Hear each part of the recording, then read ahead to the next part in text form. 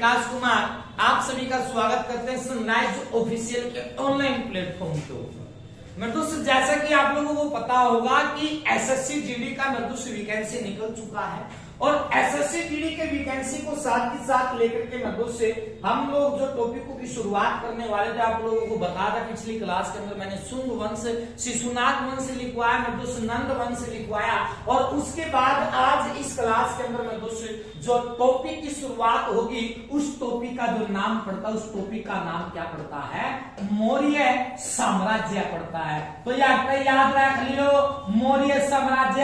ऐसा कोई पेपर नहीं जो यार एग्जाम में क्वेश्चन ना आया हो, चंद्रगुप्त मौर्य के बारे में ना पूछा हो, बिंदुसार के बारे में ना पूछा हो, अच्छा भाई अशोक के बारे में ना पूछा हो, तो यार याद रखना है। अब देखियो आओ एग्जाम में कौन सा क्वेश्चन बना है। तो सबसे पहली लाइन के अंदर सबसे पहला क्वेश्चन ये बताना है कि इस मौर्य साम्राज्य का जो संस्थापक माना जाता है। तो सबसे पहला क्वेश्चन मेरे भाई यूं याद रखना है कि मौर्य साम्राज्य का जो संस्थापक माना जाता है, इस मौर्य साम्राज्य का संस्थापक कौन था?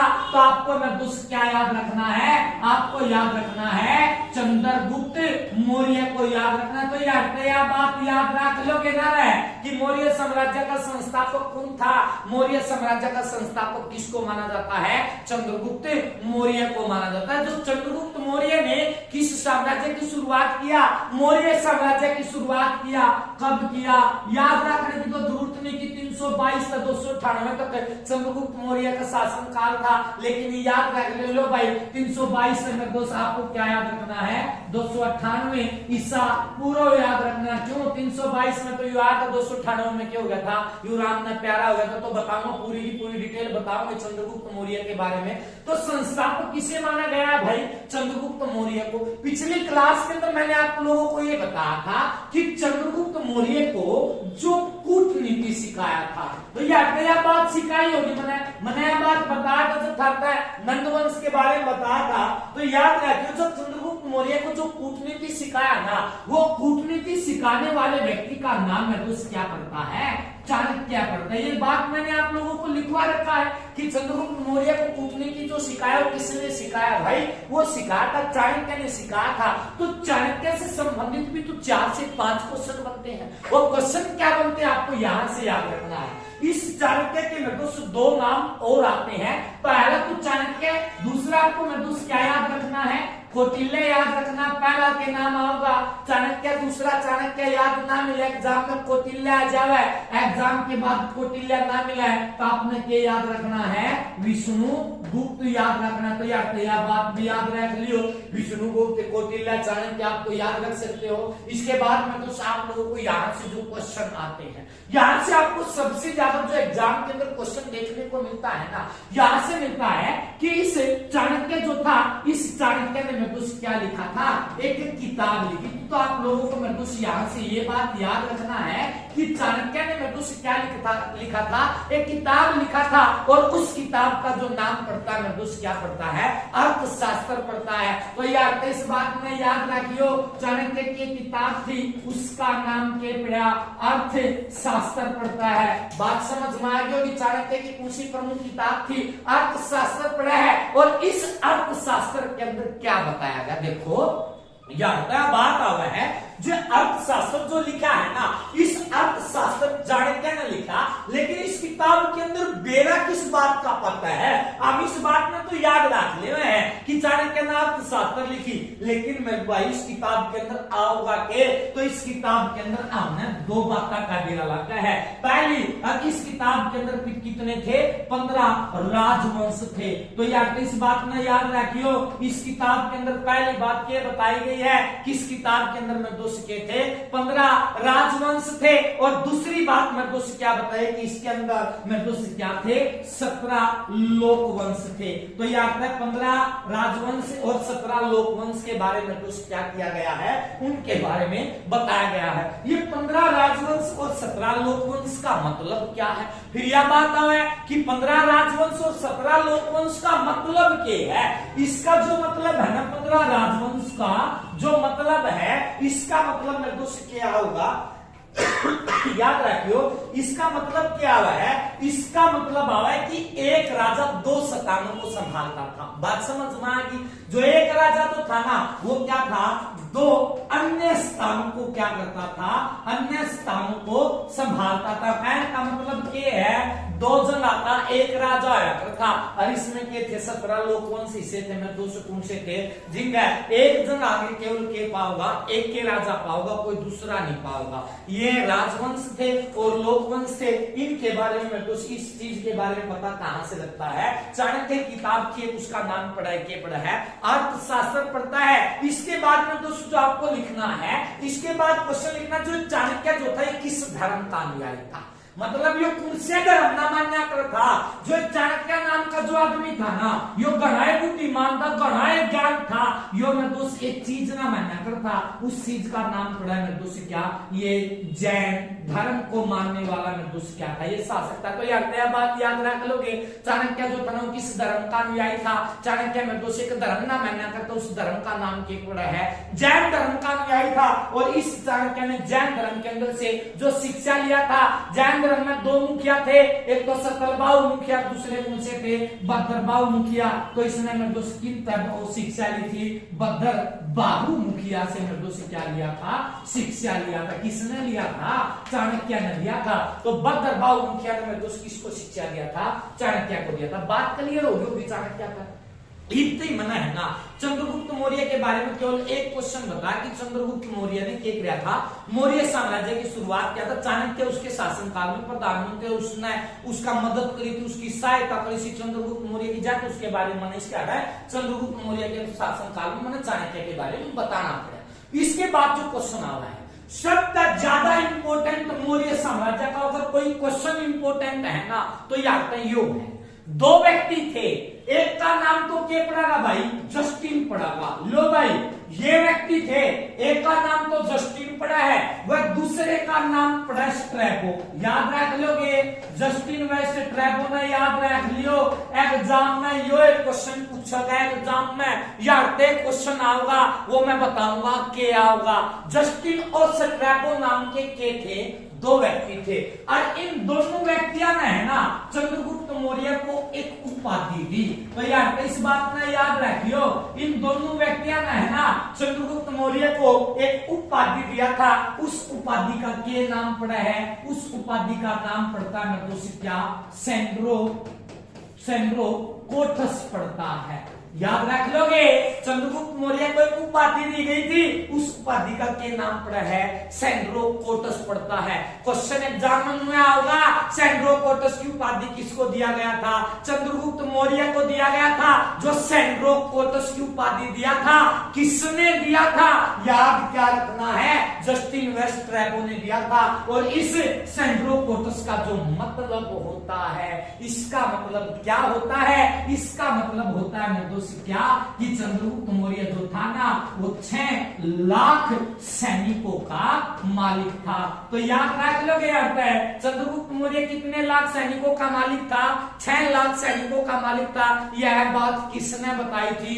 यह बात बताई जस्टिन और स्ट्रैबो ने बताई। एक तो बात याद रखनी है, या मौर्य साम्राज्य का जो सबसे ज्यादा इंपोर्टेंट और मोस्ट इंपोर्टेंट क्वेश्चन है यू है।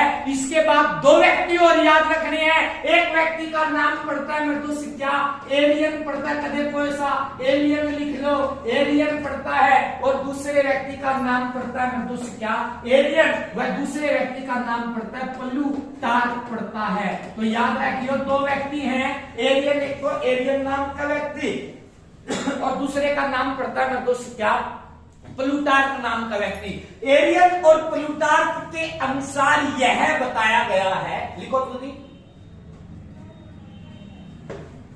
एलियन व प्लूटार्क के अनुसार यह बताया गया है कि चंद्रगुप्त मौर्य को एक उपाधि दिया गया तो उसका नाम पड़ता है सेंड्रोकोटस था। याद रखनी है यो भाई, मैं दोस्त सही लिख दूंगा। इसका जो पूरा नाम जो होगा, इसका पूरा नाम होगा मैं दोस्त के एंड्रोकोटस की उपाधि दिया गया था। इसको सेंड्रोकोटस कहा गया था। किसने कहा था? जस्टिन व स्ट्रैबो ने सेंड्रोकोटस कह दिया था।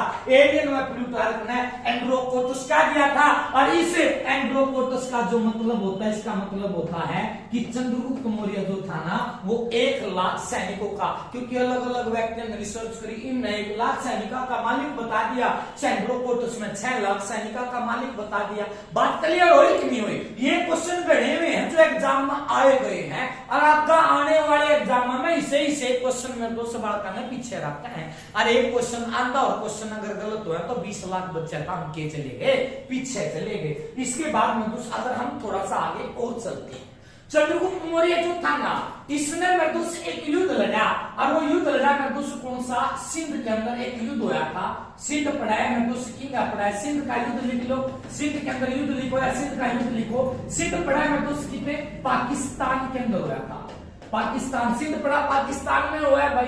डायरेक्ट युद्ध हुआ है मृदु का 305 के अंदर हुआ था। 305 ईसा पूर्व के अंदर एक युद्ध हुआ, और इस युद्ध के अंदर जो आमना सामना हुआ था, सिंध पाकिस्तान के अंदर 305 ईसा पूर्व के अंदर एक युद्ध हुआ था, और इस युद्ध के अंदर आमना सामना हुआ था। एक तरफ तो मृदु कौन था, उसका नाम पड़ा है सेल्यूकस पड़ता है, और सेल्यूकस के पीछे जो लगाते हैं उसका नाम पड़ता है मृदु से, क्या पूरा नाम है?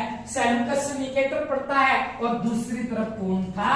चंद्रगुप्त मौर्य था। तो एक बात तो एक तरफ तो मृदु कौन था? सेल्यूकस निकेटर था, और दूसरी तरफ कौन था? चंद्रगुप्त मौर्य पड़ता है। इस युद्ध के अंदर जो जीत हुआ था, इस युद्ध के अंदर जीत हुआ चंद्रगुप्त मौर्य का, और हार किसका हुआ था? हार हुआ था मृदु से, क्या वो हुआ था मृदु से किसका?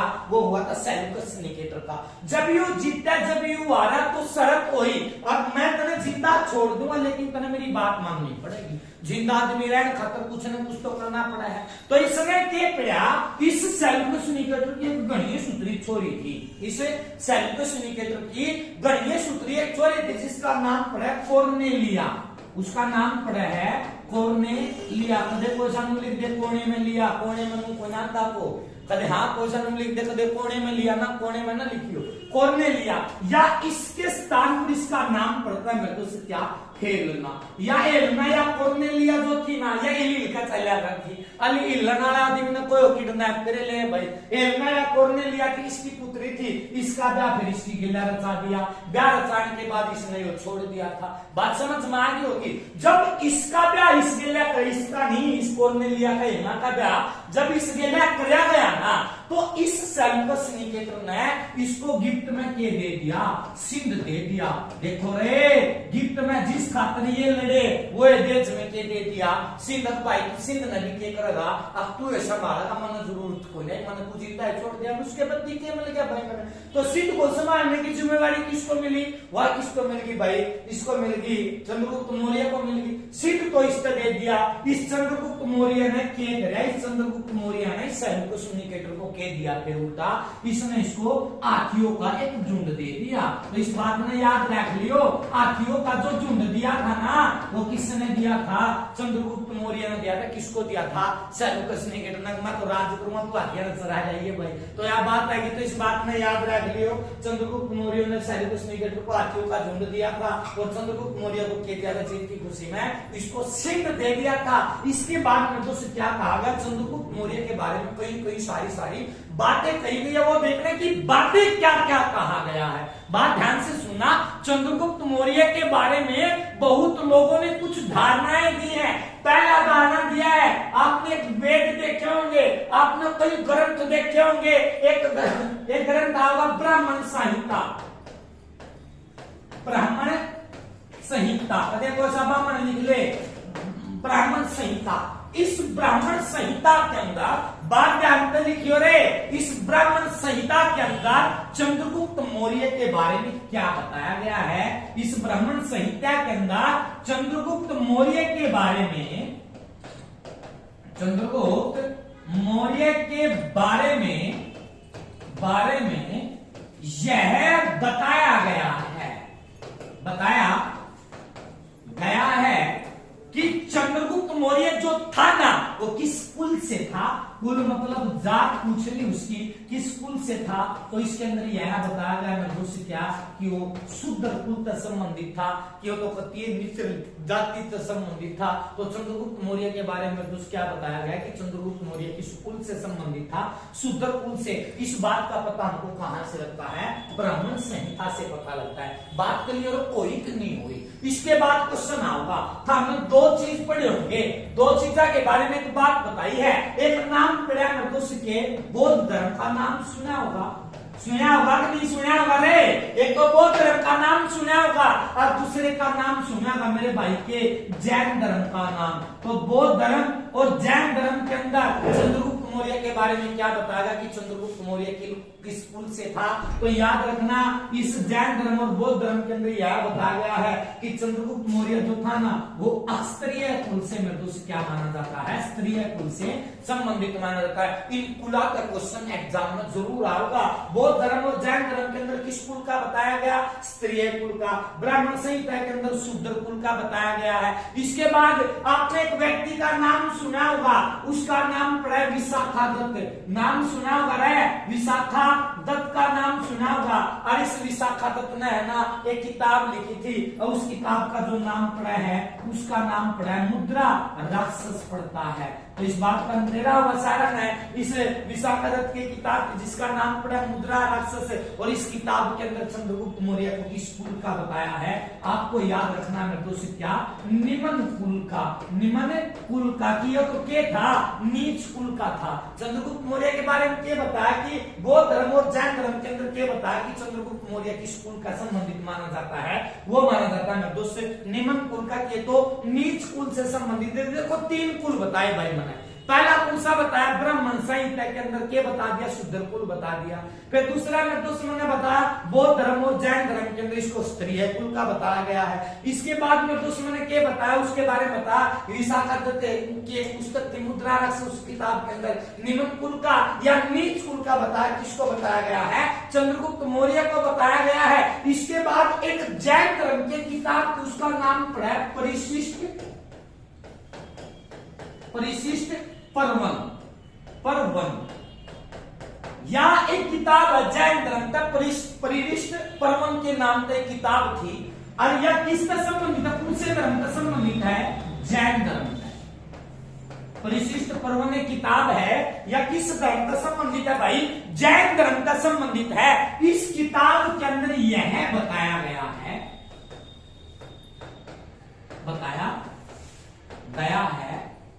कि चंद्रगुप्त मौर्य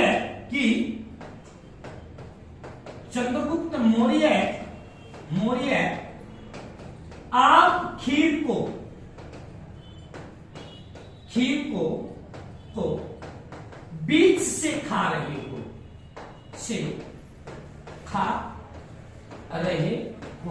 तो याद रखियो परिशिष्ट पर्वन नाम की किताब है, ये ग्रंथ है जैन धर्म का संबंधित है। इस किताब के अंदर इस ग्रंथ के अंदर यूं बताया गया है कि चंद्रगुप्त मौर्य तू है ना बीच तक खीर खाने की सोचा है और बीच तक कदे मेरे भाई के खीर खाई को ना जानती। इसके बाद आपको अगला लिखना है, उस अगले के अंदर क्या आता है, उसका नाम आता है महाबोधि पर्वन। इसके बाद एक ग्रंथ आया है उस महाबोधि का महाबोधि पर्वन एक ग्रंथ आया, नाम पड़ा महाबोधि पर्वन। देख लियो महाबोधि पर्वन बौद्ध धर्म से संबंधित है। इसमें क्या बताया गया है, इसमें क्या बताया गया है कि बात ध्यान तो सुनियो, क्या कहा था क्या नहीं कहा था। इसमें यूं कहा था कि चंद्रगुप्त मौर्य तू है ना रोटी को बीच तक खाने की सोच रहे है और रोटी कदे में दोस्त है रोटी को बीच से खाने की सोच रहा है। इसमें तो खीर खाने की सोचा था, इसमें रोटी खाने की सोच ली। वह क्यों सोची थी, लेडीज ने एक बात कही थी कि चंद्रगुप्त मौर्य के ऊपर एक घड़ी बड़ी बात कही थी। बात ध्यान तो सुनियो कि चंद्रगुप्त मौर्य है ना एक काफिला लेकर चल रहा था, एक लेडीज एक माँ अपने बच्चे को खाना खिला रही थी। उस लड़के ने क्या किया, एक रोटी खिला रही थी। उस लड़के को जब वो रोटी खिला रही थी, उस रोटी को मैं तो चंद्रगुप्त उस लड़के ने उस रोटी को बीच से खाने की सोची। उसकी माँ ने उसको एक लगाया कि तू चंद्रगुप्त मौर्य थोड़ा ही ना है, तू मेरे दोस्त बीच से खाने की सोच रहा है। बेटा अगर आपको कोई काम करना है मेरे को सबसे पहले कहां की खाने की सोचो, बाहर की खाने की सोचो, बीच वाला हिस्सा अपने आप ही ना तुम लोगों को मिलेगा। मगध पर राज करना चाहता था, मगध पर आक्रमण करना चाहता था, लेकिन इसको यह थोड़ा ही ना पता था कि मगध बहुत बड़ा शक्तिशाली महाजनपद है। अगर मगध के चारों तरफ के राज्यों को जीत लेता, मगध अपने आप में ही ना इसका होता। यही बात में दोस्त पढ़ाई के ऊपर फॉलो होता है। अगर आप छोटे क्वेश्चनों को याद कर लेते हो, बड़े क्वेश्चन में दोस्त अपने आप तुम लोगों की तरफ आकर्षित होंगे। ये मत सोचो कि हमारी पढ़ाई की शुरुआत हुई है। मैं दोस्त ये समझ लो, अगर आपने पढ़ना शुरू किया तो मैं दोस्त जब तक पढ़ते जाओ जब तक उसका कोई अंत नहीं होता। और एजुकेशन का मेरे दोस्त आज तक कोई अंत हुआ ना, तो अंत हुआ है और ना कभी उस चीज का अंत होगा। सुबह उठते हो, सुबह उठते मेरे दोस्त 5 बातें इंसान को जरूर सीखनी चाहिए, तभी इंसान का बल और संतुलन हमेशा बना रहता है। परिशिष्ट पर्वन के बारे में बताया, महाबोधि पर्वन के बारे में बताया कि रोटी को बीच से खाने की सोच रहा था। इसके बाद एक तमिल ग्रंथ पढ़ता है और उसका नाम पड़ता है अहना नून। 2 ग्रंथ आएंगे भाई, एक का नाम तो पड़ेगा के अहना नून, और दूसरे ग्रंथ का जो नाम पड़ता है उसका नाम पड़ता है मुरना नूर। ये 2 ग्रंथ हैं, आहना नूर और मुरना नूर, ये 2 ग्रंथ हैं। ये क्या हैं? ये तमिल ग्रंथ हैं। ये क्या है भाई? तमिल भाषा में लिखे गए 2 ग्रंथ हैं। और इन ग्रंथा के अंदर नू बताया गया है कि चंद्रगुप्त मौर्य न तो निमन कुल का था, वह न ही मैं तो किस कुल का था, न तो निमन कुल का था न ये उच्च कुल का था। मतलब क्या है? ये बीच था। इसका समय इसकी माँ जो मोरा थी वह अन्न में काट दी थी, या तो निमन कुल की, नीच कुल की, बाहर बेइज्जती करके थी। और मोरा पुत्र चंद्रगुप्त मौर्य या चंदू इसका नाम आवे भाई। तो याद रखियो, आनून और मुरा के नाम का भी याद रखना है। इसके बाद आप लोगों को एक क्वेश्चन और याद रखना है, एक व्यक्ति का नाम और याद रखना है जिसका नाम पढ़ा है दूसरे पढ़ा है जस्टिन नाम का। बताया था ना, जस्टिन और स्ट्रैबो के बारे में बताया होगा। तो इस जस्टिन नाम के व्यक्ति ने मेडोस चंद्रगुप्त मौर्य को किस कुल का बताया था? आपको याद रखना है मेडोस क्या निमन कुल के बारे में बताया गया था। इसके बाद मेडोस आपको याद रखना है कि इस चंद्रगुप्त मौर्य की जो मृत्यु हुआ था, देखो सारी की सारी बात आ गई, लेकिन बात अब लास्ट में चली गई। चंद्रगुप्त मौर्य की मृत्यु एग्जाम में मुनि बेरा कितनी बात पूछी गई है। चंद्रगुप्त मौर्य की मृत्यु जो हुई ना, वह थी मैं 298 ईसा पूर्व के अंदर इसकी क्या हो गई थी? मृत्यु हो गई थी। और 298 ईसा पूर्व के अंदर जो मृत्यु हुई इसकी कहां पर हुई थी? श्रवण बेल गोला गांव के अंदर हुई थी। तो याद रखियो, श्रवण बेलगोला गांव जो पड़ता है, श्रवण बेलगोला गांव कहां पर पड़ता है? कर्नाटक के अंदर पड़ता है। जो श्रवण बेलगोला गांव कर्नाटक के अंदर चंद्रगुप्त मौर्य की मृत्यु 298 के अंदर हुआ ना, तो याद रखना इसकी मृत्यु किस कारण से हुई थी। तो इसने अपना शरीर त्याग दिया था एक विधि के अनुसार। उस विधि का नाम पड़ा है संलेखना विधि के अनुसार। तो यार इस बात में याद रखियो, चंद्रगुप्त मौर्य की मृत्यु किस विधि के कारण हुई? संलेखना विधि के कारण। और इस संलेखना का मतलब होता है मेरे दोस्त क्या? न कुछ खाना न कुछ पीना। ऐसी वीडियो देखने के लिए अपने YouTube चैनल सनराइज ऑफिशियल को सब्सक्राइब करना ना भूले। धन्यवाद।